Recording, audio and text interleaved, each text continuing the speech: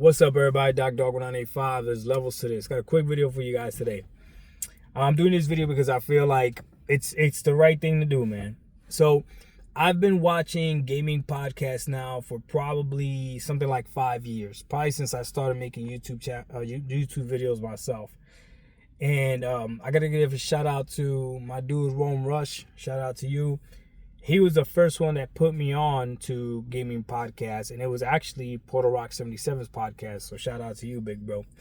But listen, it's very hard for you to get me to watch a podcast for more than an hour. If your podcast is longer than an hour, good luck getting me to sit there and watch it through. Typically, I'll have podcasts on in the background and stuff, and I'm doing other things, and then something comes up, and I just can't sit there, right? And if it's over an hour, I'm definitely not going to sit through the whole thing. It's nearly impossible. The other thing that good luck getting me to do is good luck getting me to go back to rewatch your podcast, the entire thing. Typically not going to happen, okay? Typically not going to happen. However, every once in a while, you'll find a podcast, you'll find an episode where you'll go back and rewatch it because the conversation, the information, the flow of the podcast is just that good. And yesterday or this morning, I finished easily one of the best podcast conversations I have seen between two people that don't agree on everything.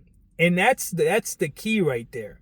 See, you have PlayStation centric podcasts, you have Xbox centric podcasts, you have I don't think there's a PC gaming podcast, but essentially those podcasts, the panel members are usually 95% in agreement with everything. So it becomes like a little echo chamber. Every once in a while they'll disagree with stuff, but for the most part they become echo chamber. I think the one podcast that I see that consistently they disagree with each other is probably Weapon Wheel podcast for sure.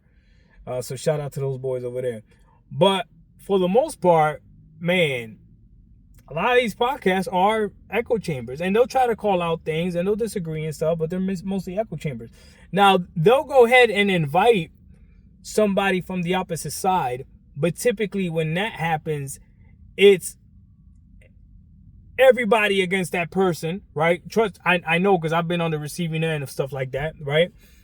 And I mean, it's just different. Now, to be fair, for me, when somebody invites me to their podcast, I have a specific goal in mind, and that is to bring value to their podcast. And what I mean by that is I do YouTube as entertainment. I use YouTube. I make the videos and I watch videos that bring enjoyment to my life. So if I enjoy the topic, that's what I'm gonna watch it. I'm not really trying to get corporate knowledge or real gaming knowledge from watching YouTube videos. Not from watching YouTube. I'm just being honest with you. I'm really not.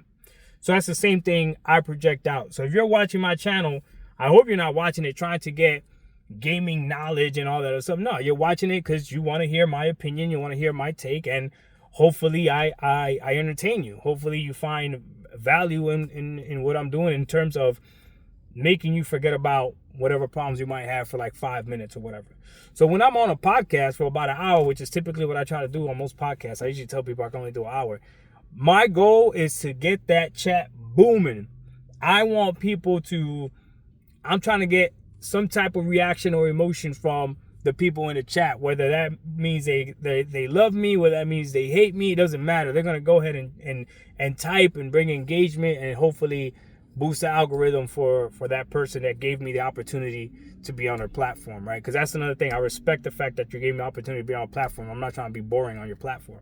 So it is what it is. But the podcast that I saw yesterday between Portal Rock 77 and VG Fight School was something that I haven't seen in a long time. And it was phenomenal. It was a masterclass. Because Portal Rock 77 and VG Fight School do not agree on everything. But when they do agree on something, they have no problem admitting that they agree on it. Not only that, but both gentlemen, it wasn't just talking points. They had data to back that up. And again, big props to Porter Rock 77 that he put up the articles that VG wanted him to put up.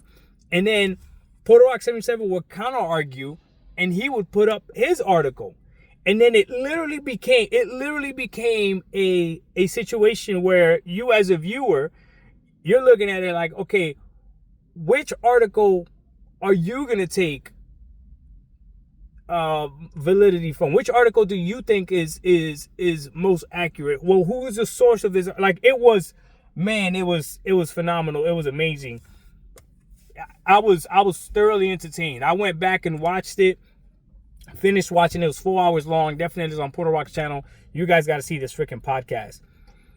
At the end of the day, it wasn't a who's right or wrong. It was more of, this is the information. This is how the information reads to me. And then people are either going to agree or disagree. So one of the things that I agree with Porter Rock 77, for instance, is that I agree that Xbox or Microsoft doesn't really care about the Xbox console. I don't understand how that is controversial. I don't understand how that's a hot take. Like, that to me is as clear as day. They do not prioritize the Xbox console. I agree with Porter Rock 77 how he said Xbox prioritizes PC more than anything. It literally prioritizes everything but the console. No console required. And I think when Porter Rock brought up that point, that was the best point in the conversation. Like, Xbox is saying no console required, and I said that too. I was on Ray Ray's channel. Shout out to you, Ray Ray. Going to court, right? Xbox court. And I said, I was like, don't get mad at me. Xbox is the one that said no console required. Xbox is the one telling everybody you do not need an Xbox. So when the Sony ponies were telling everybody you don't need an Xbox, whatever, Xbox then came out and essentially said the same thing. Yeah, you don't need an Xbox. No console required, right? Then PC Game Pass is cheaper than PC console. That's another thing that's a fact. If you played Starfield when it dropped on PC, you got to play 60 FPS, right? Or higher, depending on what your PC was. You played it on console, they told you no, it couldn't do it, so they threw it to you at 30, and then later they patched it up. That means that's not caring. If they cared about their console players, they would make sure that their console players got the best experience possible, which means if you got to delay the game, delay the freaking game. Give the Xbox Series X owner 60 FPS. And as you can see, now they're doing it. What's the last game Microsoft dropped that was at 30 frames? The last game they dropped that was at 30 frames was Hellblade 2. Everything else has been 60. That Xbox Series X console could do it. It could do it, and I've been saying. But you know what? They don't need to do it when they don't care about that specific fan base. And I thoroughly agree that Xbox does not care about the Xbox console because they know that for the Xbox gamer like me that leaves the Xbox console, you're not going to PlayStation. You're going to go to PC. And guess what you're still going to subscribe to? Game Pass. Guess what you're still going to be buying? Xbox games. So they win no matter what. And God forbid you do leave Xbox to go to PlayStation. Guess what you're still going to be buying? Xbox games. So Xbox doesn't need the Xbox console. Now, that's not saying that they don't necessarily get rid of it. It's not the same thing. But the fact of the matter is, it's the least of their worries. If somebody went to Microsoft right now and said, hey, you got to cut something out of gaming, I guarantee you the console is the first thing that goes. They're not going to cut out cloud. They're not going to cut out Game Pass. And they're not going to cut out publishing all these games. So the Xbox console is what would go out, right? So in that sentiment, I agree with Porter Rock, right? But then there was another part of the conversation where they spoke about how many subscriptions of Game Pass are on PC versus console. And Porter Rock was saying that there's more PC subscribers to Game Pass than there are console subscribers to Game Pass.